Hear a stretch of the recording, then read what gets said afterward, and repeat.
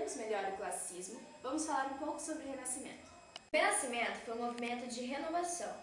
Caracteriza-se por uma renovação científica, literária e artística, com base na imitação de modelos e valores artísticos da antiguidade clássica. E predominou no Ocidente entre os séculos XV e XVI.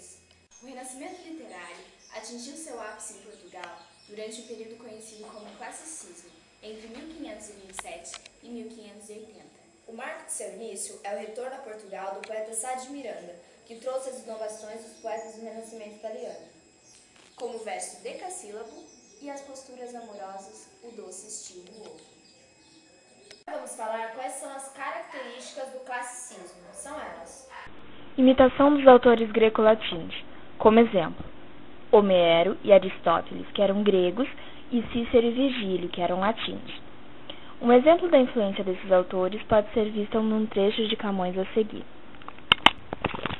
As armas e os barões assinalados, que da ocidental praia lusitana, por mares nunca de antes navegados, passaram ainda além da Taprobana. Camões, os Lusíadas.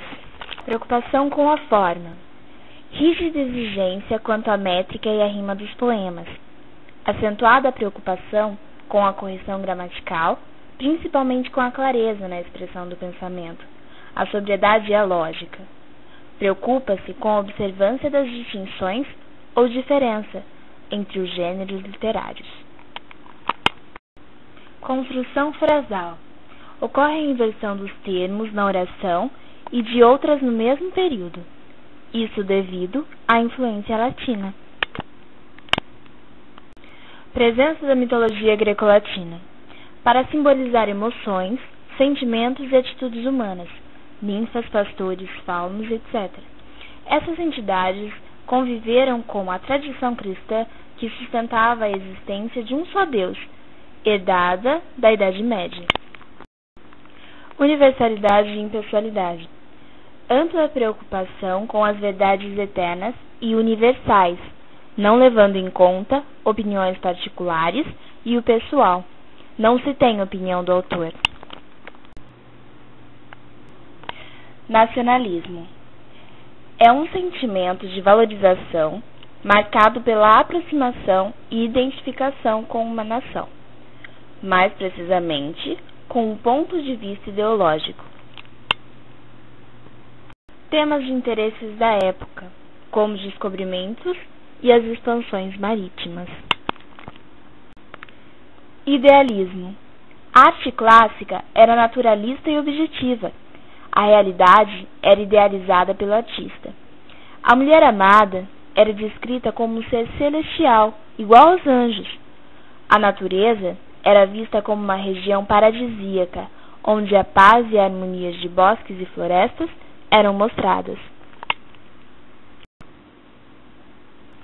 Racionalismo. A razão predomina sobre o sentimento, ou seja, a expressão dos sentimentos era controlada pela razão. Humanismo. O homem dessa época se liberta dos dogmas da Igreja e passa a se preocupar com si próprio, valorizando a sua vida aqui na Terra e cultivando a sua capacidade de produzir e conquistar. Porém, a religiosidade não desapareceu por completo. Bom, para a melhor satisfação dos nossos telespectadores, a nossa colega de trabalho, a Isabela, foi até a casa da historiadora Letícia Mantovani para sabermos um pouco mais sobre os poetas renascentistas. É com você, Isabela. Olá, Mariana. Como você já disse, estou aqui hoje com a Letícia Mantovani, ela é historiadora e vai falar um pouco pra gente sobre os principais poetas do classicismo. Letícia, você pode começar falando pra gente quem foi o introdutor do classicismo? O introdutor foi o Francisco Sá de Miranda. E assim, será que você podia falar um pouco mais sobre a vida dele pra gente? Claro, ele nasceu em 1481, na cidade de Coimbra. Ele se formou em Direito na Faculdade de Lisboa e em 1521 ele foi para a Itália. E lá ele viveu 5 anos com os poetas italianos e quando ele voltou, ele trouxe para Portugal as inovações renascentistas. Olha, e será que você poderia falar pra gente quais foram as principais inovações? Sim, foi os versos decassílabos e o doce estilo novo. E ele morreu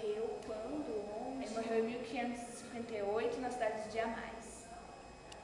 Bom, será que você poderia falar pra gente quem foi o discípulo mais famoso de Cid Miranda? Foi o Antônio Ferreira, escritor e humanista português. Ele nasceu em 1528, na cidade de Lisboa, fez direito na cidade de Coimbra e, além de desembargador, ele cultivou a poesia. Ah, tá. E assim, quais foram as principais obras dele? Foi as comédias de Listicioso e a Tragédia de Castro. E ele morreu? Em 1569. E Bernardo de Ribeiro? Bom, escritor renascentista, ele nasceu em Torrão, em data incerta. Ele, segundo alguns autores, ele visitou a Itália junto com Cid de Miranda. As suas obras eram contadas como fidelidade amorosa, e a sua principal obra foi a novela Saudade, mais conhecida como A Menina e Musa. Bom, agora vamos falar um pouquinho sobre Camões, né, pra gente encerrar. Bom, Camões, o maior poeta português. A data de nascimento, onde ele nasceu. Desconhece, mas considera-se 1517 a 1525 em Lisboa. Viveu em Coimbra, onde frequentou aulas de humanidade no Mosteiro de Santa Cruz. Em 1593, depois de ter sido preso devido a uma rixa, partiu para a Índia. Fixou-se na cidade de Goa, onde escreveu boa parte da sua obra, Os Lusíadas, a principal epopeia da época moderna, devido à sua grandiosidade. Luís Vaz de Camões morreu em 10 de junho de 1580. Bom, Letícia, muito obrigada pela sua entrevista, pela sua ajuda. E Mariana, agora é com você. E aí, gostaram? E por hoje é só. E até semana que vem com mais um Jornal Legal.